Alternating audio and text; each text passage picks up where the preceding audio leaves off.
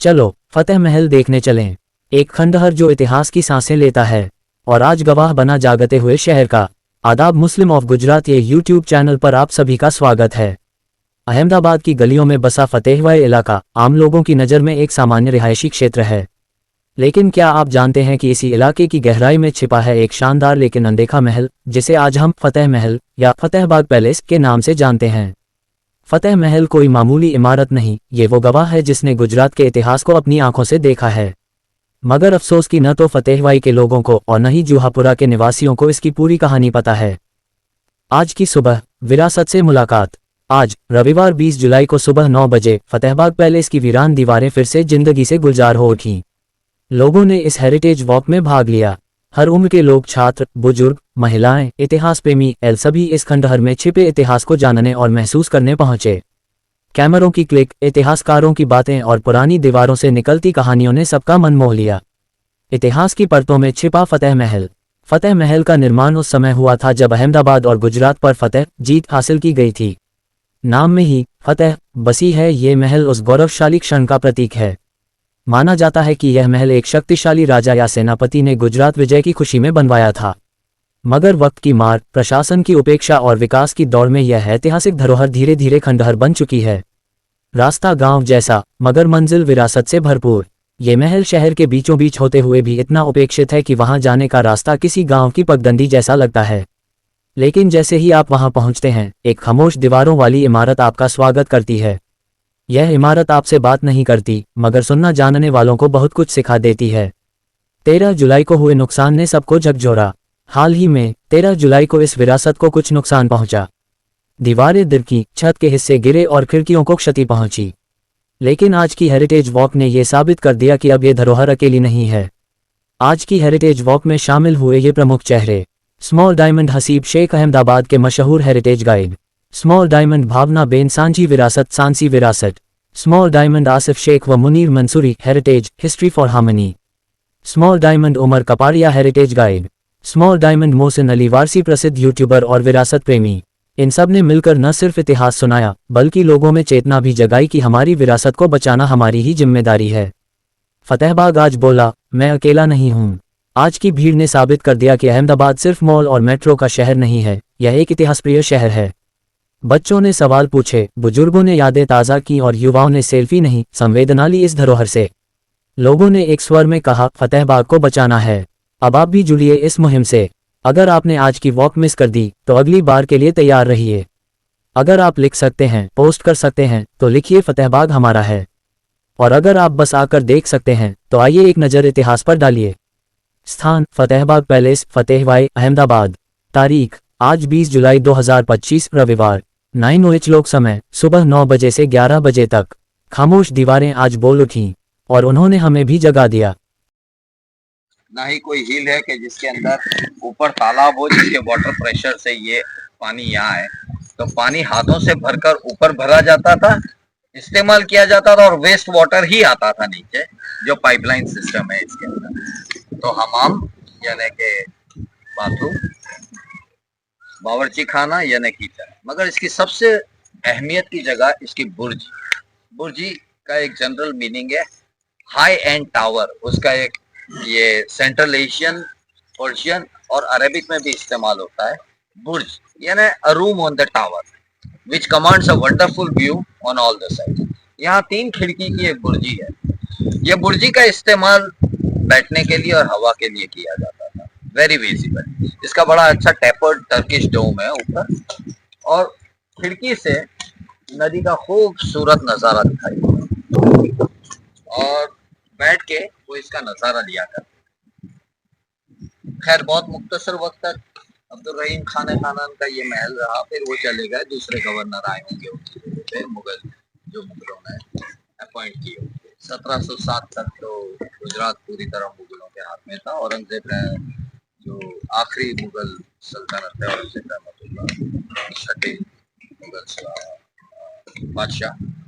और उनके बाद फिर जैसे breakup of the Mughal empire हुआ और जितने भी ज्यादातर जो गवर्नर्स थे, local governors from those areas, they became the kings. तो आज जो 564 रियासतें 1947 में जिनको प्रीति पर्स दिया जाता था गवर्नमेंट के जानिब से, वो अमूमन they were the administrators ज्यादातर अंडर द मुगल्स। पहले खिलजी के अंदर ब्रेकअप हुआ, 3 बार ब्रेकअप हुआ है एम्पायर का। पहले खिलजियों के अंदर भी हुआ था, बाद में मुगल्स के अंडर में आखिर, यानी मुगल दौर जब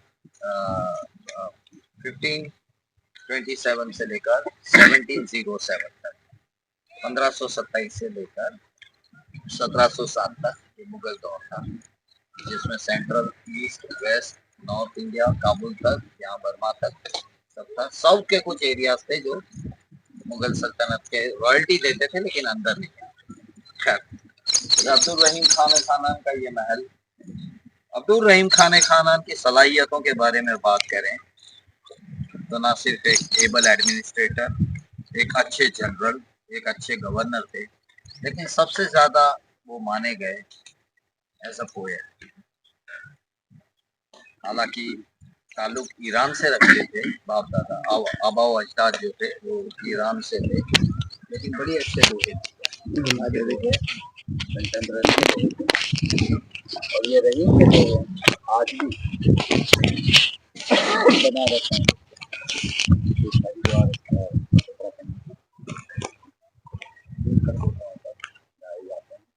दोनों कम्युनिटी के ये दो प्रेजेंट किए जाते हैं। सूफी में मुसलमान भी करते हैं, मंदिरों में हिंदू भी करते हैं, इन लोगों का आज भी यूज होता है, और इनका ग्रामेटिकल और हिस्टोरिकल इम्पोर्टेंस भी है इन लोगों का। उनकी कई बातें उस वक्त कही गई है जो आज सही हो रही है।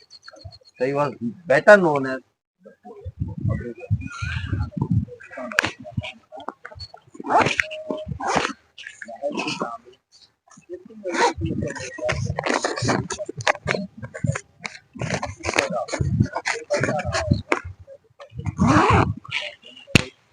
एक वक्त में पूरा होती है और फिर मुकम्मल तौर पर वो चलता रहता है, उसका एक्सटेंशन होती है।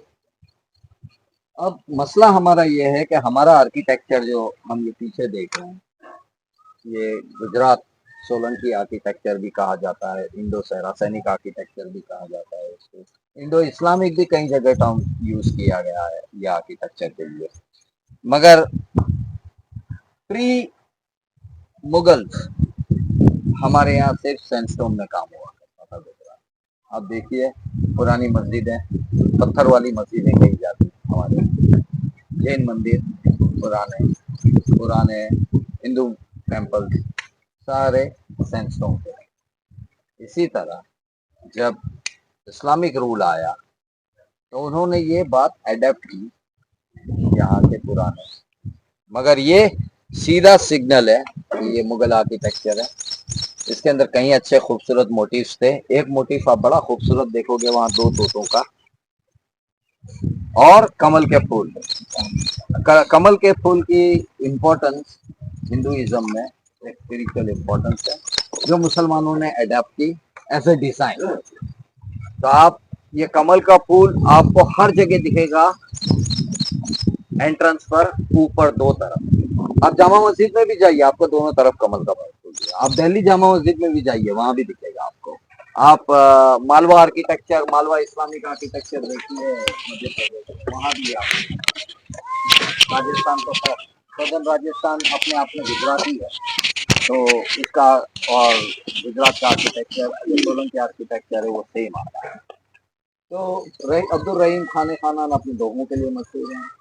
उनका इंसाफ भी बहुत अच्छा था, बहुत अच्छे इंसान भी थे, बिल्कुल एक होल्ड रखने वाले, अपने एडमिनिस्ट्रेशन को काबू में रखने वाले, मगर नेचर से बड़े सॉफ्ट बहुत। इसके लिए आखिरी दिनों में उनको वापस दिल्ली बुलाया गया, क्योंकि उनकी जरूरत वहां थी, और उनका इंतकाल दिल्ली में ही। उसके बाद फॉल ऑफ मुगल एम्पायर के बाद इसके ऊपर किसी ने ध्यान नहीं दिया। आज इसकी ये खस्ता हालत जो देख रहे हैं आप, वो इसी तरह है। खुसूसी तौर पर आपने इस आर्किटेक्चर में जो देखना है, इसकी हिस्टोरिकल इम्पोर्टेंस, वो आर्क्स हैं, कमान है, और ये कमाने आप बेतहाशा कमान है, हर जगह आपको कमान दिखाई देगी। और हर जगह आपको जो मेन चीज है, जो फोकस है, इम्पेटस जो है, वो कीस्टोन के ऊपर है। From the architectural perspective keystone के ऊपर है। एक्सेसिबल एरियाज इतने हैं। ये जो एरिया है, मेरा मानना है पर्सनली, कोई मेरे पास डेटा नहीं है, लेकिन यहाँ बरसों से आता जाता हूँ, हिस्ट्री मुसलसल मैं तकरीबन 42 साल से पढ़ता हूँ और चेक करता हूँ। ये अराउंड जो स्ट्रक्चर बचा है, ये इस खित्ते का, इस एरिया का 2 to 3% हिस्सा है। ये इतना बड़ा खित्ता हुआ करता था जहाँ की सारी चीजें, ईंटें पत्थर सब गायब है, लोग ले जाते हैं। जैसे आपने चांपानेर में देखा कि लोगों ने मस्जिदों की 28 मस्जिदें थी, जिनमें से अब मुकम्मल तौर पर 12 ही ऐसी हैं जो दिखती हैं कि भाई हाँ ये मस्जिदें हैं। बाकी सब लोग अपने घरों में वो पत्थर उठा उठा के ले गए। खास करके सैंडस्टोन कपड़े धोने के लिए लोग ले गए। बड़े बड़े स्लैब होते थे, उस पर कपड़े जो पछाड़ते थे, उसके लिए खास तौर पर लोग उठा जाते थे। यहाँ फर्स्ट फ्लोर के ऊपर बहुत अच्छी इनकी आरामगाह हुआ करती थी, फैमिली क्वार्टर्स हुआ करते थे, फैमिली रूम्स हुआ करते थे। नीचे अकॉर्डिंग टू हिस्ट्री स्टेबल्स, और according to my reckoning court room. मगर पीछे की बुर्जी खास मत भूलिएगा। बुर्जी के जाने से पहले लेफ्ट हैंड साइड पर एक गलियारा पड़ता है। उस गलियारे में आप जाओगे तो आपको एहसास होगा कि वहां शायद बावर्ची खाना यानी कि किचन था। और ऊपर के सेकंड फ्लोर से आपको हम्माम दिखेगा, जहां अभी प्रोसोपिस जूलीफ्लोरा की यानी कि पीलूड़ी जिसे कहते हैं, मिसवाक के पेड़ सब उग गए हैं। आपको वो हमाम बहुत खूबसूरत है। जब वो खुला होता है तो वो बहुत खूबसूरत लगता है।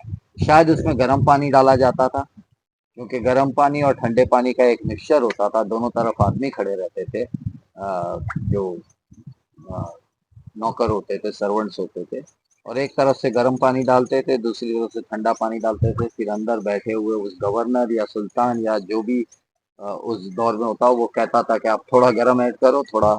वो हमाम बड़ी अच्छी कंडीशन में भी है। अब पता नहीं क्या हाल है, 2016 में तो बहुत बेहतरीन कंडीशन में था वो, तो वो भी है।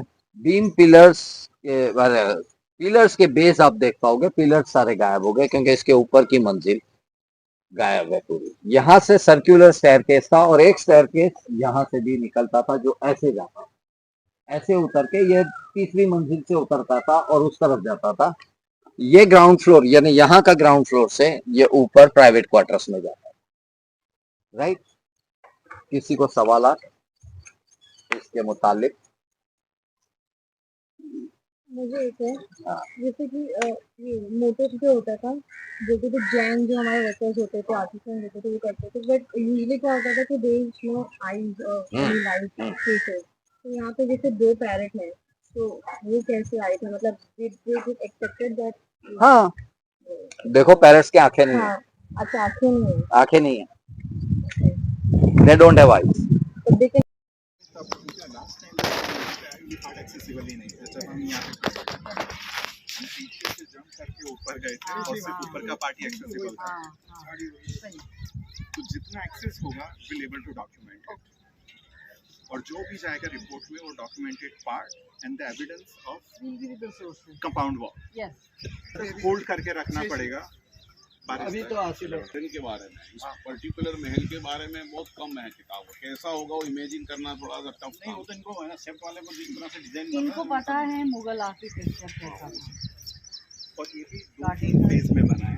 आपको ये जो बिल्डिंग पूरा सेपरेट हो गया है यहाँ पे दिख रहा है, वो क्रैक नहीं है, वो 2 पार्ट में बना हुआ है। वरना ऐसे कभी क्रैक कोई बिल्डिंग में नहीं आएगा। तो बाद में कोई अगर आपको दिलचस्प और जानकारीपूर्ण वीडियो पसंद हैं तो हमारे YouTube channel Muslim of Gujarat को अभी सब्सक्राइब करें। वीडियो को लाइक करें और ज़्यादा से ज़्यादा शेयर करें ताकि हमारा संदेश दूर दूर तक पहुँचे।